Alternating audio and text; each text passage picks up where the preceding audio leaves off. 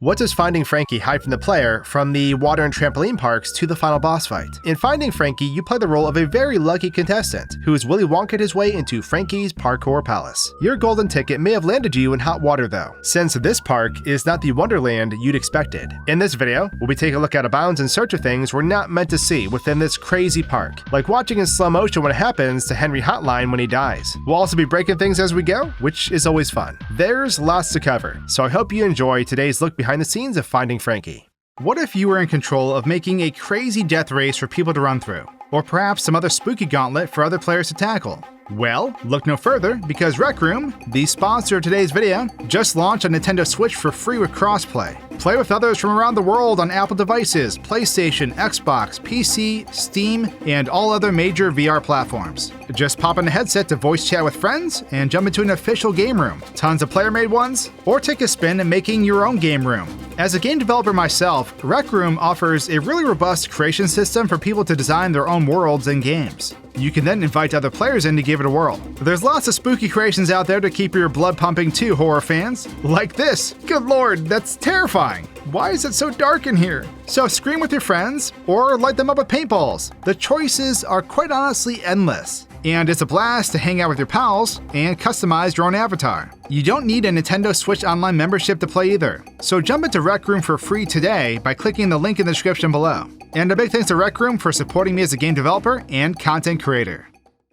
As usual, we'll do short recaps for each section before breaking them down. So after exiting Frankie's crash course, we'll enter a series of long hallways known as the utilidors. Here we meet the, real Frankie. This version is a lot less scary than the other we've met, sort of anyway, and he guides us to our next destination. But not before we meet up with Henry Hotline in the timeout room. He gives us back our duck friend, who we lost in the chase earlier, and just as things are looking up, Henry's head explodes. From here we'll enter the basement, meeting the other Frankie again, as he opens a door for us, followed by an encounter with his terrifying counterpart. You'll have to evade his hands as they search through him for you, completing a circuit to unlock the doors to the water and trampoline parks. Restarting this area with the lights on, I made my way through the halls to where the other Frankie is waiting for us, and when I passed by the timeout room, I took a peek inside to find Henry already waiting for us to walk by. While we're here, I decided to watch the explosion in bullet time as well. It turns out that the moment it happens, his head is quickly moved behind him and through the wall, meaning it doesn't actually blow up. I couldn't find his head out of bounds either, so I'm not sure if it unloaded or just went really far. The frayed springs unfold on his neck as well, making it seem as though he really exploded. Rest in peace, Henry. You were one cool phone guy. Up ahead, we'll meet up with the other Frankie. And while there isn't much to see off camera here, it's really unnerving how he just stares at the desk before the player arrives. Not that his movements are any less freaky though. There's just something about that big smile that creeps me out. Of course, it wouldn't be a horror experience if we didn't have to explore the basement, so we wade through the water, Resident Evil 7 style, until we reach a door on the other side. As we climb underneath this low-hanging ceiling, the other Frankie will load in beneath the pipes where the player had just passed by. Now because I loaded my save, he's actually coming from the same direction we're running from, instead of loading in as we turn around. This is because the player has moved back to the start when loading our checkpoint, but the trigger for this character's appearance is never unloaded. After this version rushes out to face us, the monster Frankie's moved down through the ceiling and into this corridor before crossing through our line of sight. He then leaves as he arrives, by flying up through the ceiling like his planet needs him. When the player passes through the gate that's being held open, the other Frankie slams it behind us, unloading instantly. In this room, we'll face the hanging hands of an unseen Frankie, and by following them up to their source, we'll find a black barrier obstructing our view for the rest of the monster. In his current pose, it looks like he's skydiving into the level, and it's almost worse knowing he's up here feeling around for us the entire time. After we finish our puzzle here, we can bounce out the basement and continue our journey upstairs. At this point, we'll navigate the utilidors, arriving at 2 elevators, each with a different area to complete in order to obtain their respective keys, starting with jumping with Frankie. Here we'll complete a time attack challenge, jumping through hoops and catching noobs, little red creatures that scream and run around wildly. After completing the challenge, we can grab the key and continue onward. For the most part, there isn't a lot to check out in this area, since the minigames take up most of the level,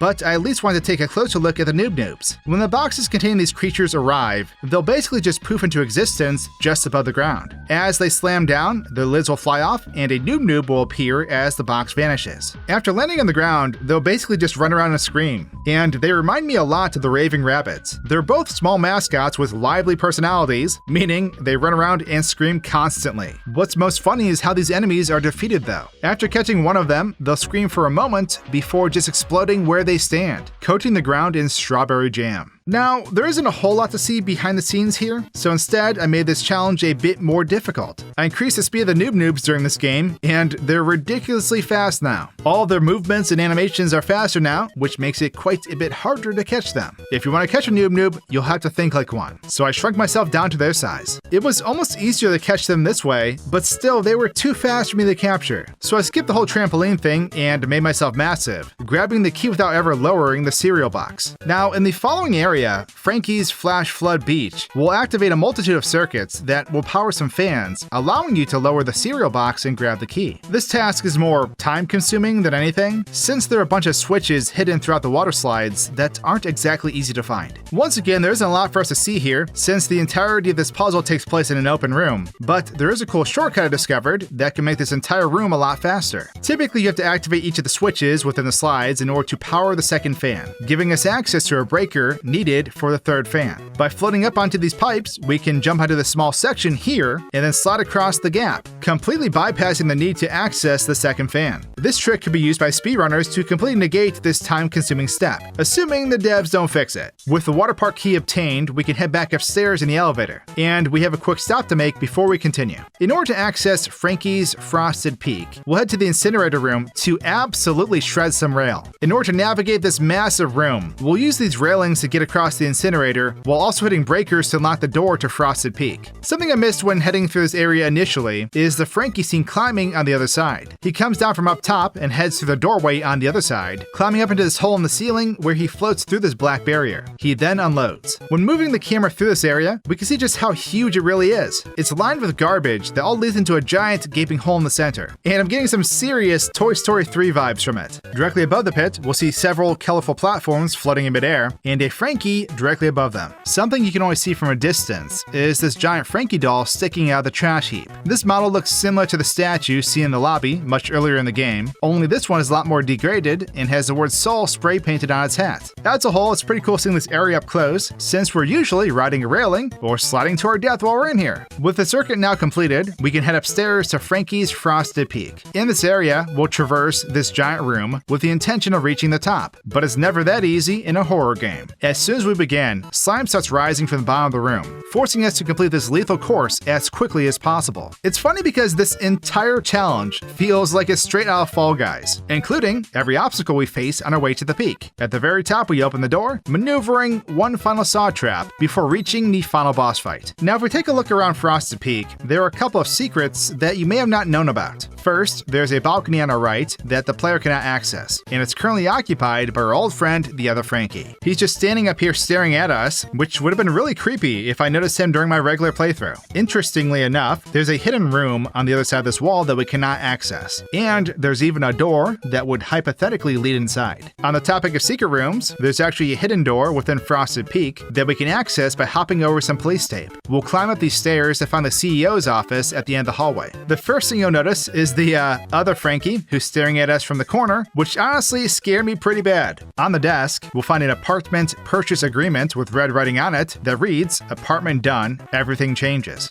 But more importantly, this room provides us a key to a locked room seen much earlier in the game. By taking this elevator upstairs, we'll arrive at a secret server room with 3 recognizable faces. Frankie, Henry, and the other Frankie are all placed against the wall here with notes behind each of them. And yes, as you can see, his name actually is the other Frankie. According to these notes, Frankie's returning next season alongside Henry Hotline, who is apparently not dead. The other Frankie's note says he'll not be returning though, and I'm sure these notes are full of lore implications for all you theory crafters out there, so have at it, Super Horror Bro. Now as we drop down to the final challenge, Hex of Havoc, the other Frankie will appear to slam the door above us. As we enter into the last challenge, Frankie leaps out from behind the fence and the game begins. This challenge is pretty straightforward. You have to avoid being caught by Frankie as you walk across these colorful platforms. After you or the enemy stops on one, it begins glowing, indicating that it will fall in the next few seconds. You'll have to bide your time, surviving just over 2 minutes before reaching the bottom and falling to your death. As we drop down into the tunnel, we'll land on a black platform as the other Frankie appears up top to stare down at us. I was expecting him to be bunched up or something off camera, but no, he's just standing here, which is somehow more shocking. As he reaches his hand down, he'll pull out a black door that was placed out of bounds as he reverts to his previous pose. Now in Hexa Havoc, Frankie's arms extend way up from out of sight as he pulls himself up and leaps into the arena for our final showdown. The player's model, which was stored out of bounds, slides into the area a few seconds after. They then unload, moving the actual player controller into the map as Frankie is warped above the arena, dropping down to sight as the fight begins. Outside the Hexa Havoc map, we'll find a couple of objects stored out of bounds that we'll be seeing a little bit later. First, there's Frankie, who's in a falling pose, and surrounding him is a giant wall of 2D noobs. There are hundreds of them here, and they're all completely flat. Just behind them, there is also a copy of the player as well. At the very bottom of the level, there are 2 levers, each with a tube attached to them, and an ocean of noobs inside. There's a flat texture depicting these characters inside that wraps around the tube's interior, and there's also fully 3D versions sprinkled throughout as well. They may be obnoxious, but these little creatures are about to save the day. If we can survive the entirety of the 2 minutes, these levers become active, and pulling them means you've beaten the boss. As soon as it's pulled, Frankie will face off with the player as a rain of noobs come down on top of him, sending him flying into the darkness below.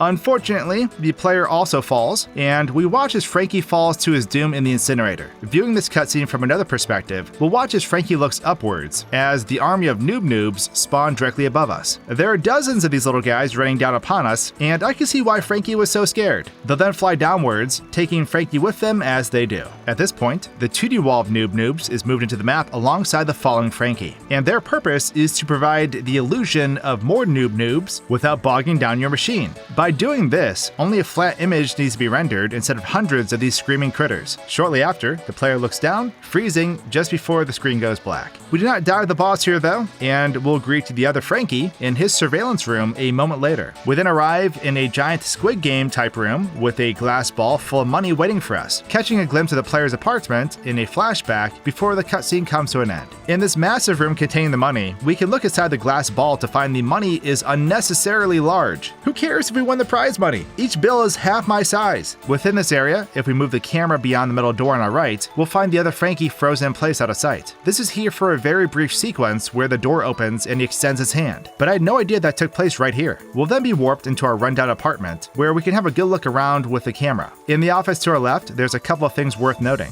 First is a piece of paper with the words "Everything Changes" on it, similar to the note found in the CEO's office. There's also a code on it, but I'm not sure of its purpose. Something else worth noting is the camera overlay reading "Welcome Back S." Beside this is a torn up newspaper with the headline "Frankie's CEO Under Fire," and it contains an article about the former Frankie's serial CEO accusing the current CEO of being involved in the murder of his brother. On the desk itself, there are several coffee mugs covered in basic grid textures, but nothing else of note within this room. What I find particularly interesting here is that just behind the player is a door that leads to a hallway containing multiple doors, and I'm surprised this room contains anything at all, considering we're only here for a brief moment and have limited room to move. As the ending cutscene finishes, we'll be brought back to the title screen where a "Be Back Soon" note awaits us, and on it is a pigpen cipher that reads "I know who you are." Last, as the game comes to a close, we have the credits sequence where the player is able to dodge incoming credits. If we zoom out of the map, we'll see that this is it. There's nothing beyond this small section of the level, but I figured some of you will be curious regardless. And with that, that's everything I found hidden behind the scenes and off camera in finding Frankie. Thanks for watching, and cheers!